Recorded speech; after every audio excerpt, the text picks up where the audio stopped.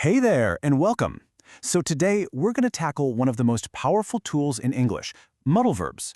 These are the words that add all the color and nuance to our language, but yeah, their rules can be a little confusing. And you know what? By the end of this, you're not just going to understand them, you'll actually be using them with confidence.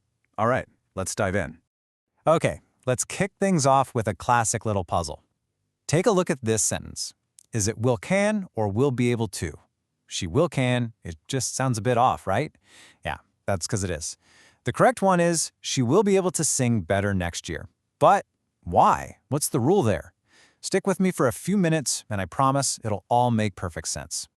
So here's our game plan. We're going to break this whole thing down into 6 easy steps. First, what even are modal verbs? Then we'll meet the 2 different families, the pure ones and the semi-modals. After that, we'll get into choosing the right one for your meaning, how to use them to talk about the past, and we'll finish with your main takeaway.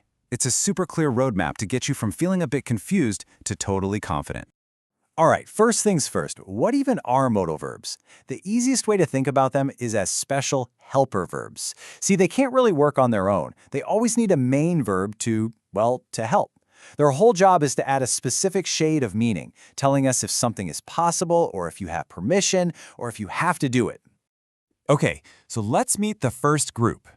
I like to call these the strict purists of the grammar world. These are the core modal verbs, and they're purist for one simple reason. Their rules are super, super strict. They just don't bend. And here's the lineup. This is the core crew. We've got can, could, may, might, and must, and then shall, should, will, and would. Seriously, if you can lock these 9 into your brain, you've built the foundation for everything else we're going to talk about. And you know the best part? The formula for using them is so simple. It's always just subject, plus the modal, plus the basic form of the verb. That's it. No to, no ing endings, none of that. And the biggest rule here, the one you gotta remember, is that the modal verb itself, like could in this example, it never, ever, ever changes. So this is what I mean when I say they're strict. Just look at all the things they don't do. You never ever add an S for he or she. It's he can ski, not he cans ski. You don't use words like do or does to ask a question, and they don't have to forms or ing forms. You can't say to can or canon. It just sounds wrong, right? They are what they are, and honestly, that makes them pretty reliable once you get the hang of it. Okay, so if the pure modals are the strict, old-school purists, what about their relatives? Well, let's meet the semi-modals. I think of them as the adaptable, more flexible cousins. They basically do the same job, but wow, are they way more flexible with the grammar rules. So, what's their secret? How can they be so flexible? It all comes down to their structure. You see, they aren't single words. They're little phrases like have to or be able to. And because they've got normal verbs like have and be hiding inside them, they can actually change. They can adapt to different tenses and subjects. This is a perfect example of what I'm talking about. Just look at have to. In the present, it's I have to. But for a third person, it changes to she has to. For the past, I had to. For the future, I will have to. You see that? It changes for the person, it changes for the tense. A pure modal like must? No way. It could never do that. This flexibility is their absolute superpower. And hey, this brings us right back to that question from the beginning. The pure modal can is great for the present, but it has no future tense. It just doesn't exist. So it needs a little help, and that's where its flexible cousin, be able to, steps in. It fills that gap perfectly, which is why we say they will be able to come. And you know what? It's the exact same idea when we talk about obligation. Must is super strong in the present, but it doesn't really have a past tense form. So what do? We borrow its flexible friend, have to, and just pop it into the past tense. You had to come early yesterday. It's like they're a team working together to cover all the bases, past, present, and future. All right, now let's talk about a really special one, used to. This one has a very specific job. It only talks about habits or states in the past that are now over. So if I say, I used to play the guitar, it's super clear that I don't play it anymore.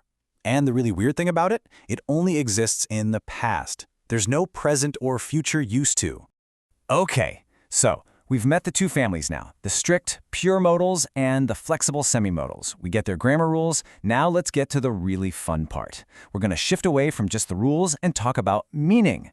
how do you pick the absolute perfect one to say exactly what you mean? And honestly, this is where the real magic of modals happens. Think about it. Are you giving a friend some gentle advice? Or are you laying down the law with a firm rule? Maybe you're even giving a serious warning. The one little verb you pick changes everything. So let's break down the differences here. Should is pretty gentle. It's just good advice. Have to is more about rules or things you can't avoid. Like, I have to go to work. Must is stronger. It often comes from inside you, a personal obligation. And then there's had better. You got to be careful with this one. It's not just strong advice, it's really a warning. When someone says you'd better not be late, you can feel that there's going to be trouble if you are. And hey, the list just keeps going. We use be allowed to when we're talking about permission. Be going to for plans we've already made. Be supposed to for what's expected of someone, and would rather to say what you prefer. Each and every one of these adds its own unique flavor to what you're saying. Okay, we are almost there. Just one last big piece of the puzzle to put in place. How do we use these verbs to talk about the past? You know, to guess about something, or express regret, or say you're sure about something that's already happened. To do that, we need a special formula called the modal perfect. And the great news is the formula is super consistent and easy to remember.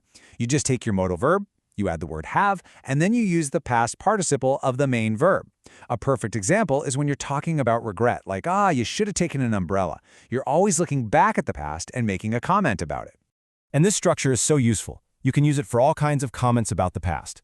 Like we said, should have is great for regrets. Must have is when you're pretty sure something happened, based on evidence. Might have is for a possibility. Maybe it happened, maybe it didn't.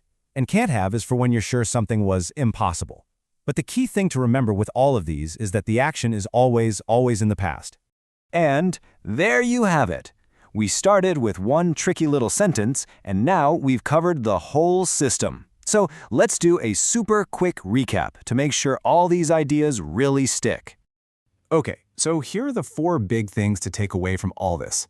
Number 1, the pure modals, like can, must, should, they're the strict ones. Their rules don't change.